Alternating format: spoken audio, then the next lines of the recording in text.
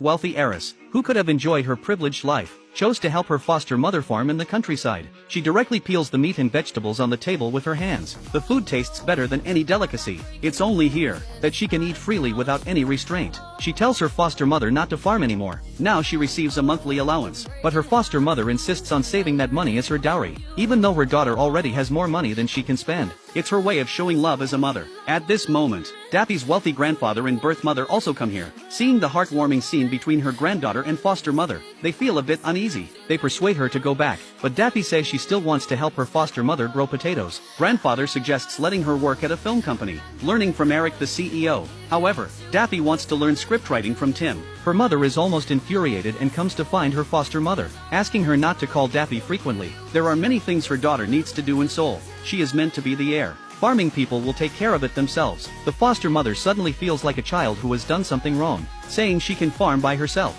In the end, the birth mother leaves in tears. She is unwilling. Halfway through, she wants to take her daughter back, because she has a premonition that if her daughter doesn't come back this time, she won't come back in the future. Grandfather says it's her anxiety that makes her unwilling to come back. The birth mother finally gives up, but her motherly premonition turns out to be accurate. A month later, Daffy still refuses to come back. Every time they call her, she makes excuses. Grandfather has no choice but to find Tim and ask him to bring Daffy back. He also says he will make Daffy learn scriptwriting under his guidance, and then find a way to make her give up on her own. He even mentions making Daffy and Eric a couple. Tim's emotions are mixed, but he refuses. However, grandfather brings up his deceased daughter, making Tim feel guilty, so he reluctantly comes back to the countryside again. He sees Daffy walking on the road, and silently follows behind her all the way. He wants to call out to her but lacks the courage. Unexpectedly, Daffy turns around and sees him. Feeling extremely surprised, she runs up to him but trips and falls. Tim tells her to pack her luggage and go back to Seoul with him. He says her grandfather has surrendered and agreed to let her study with him.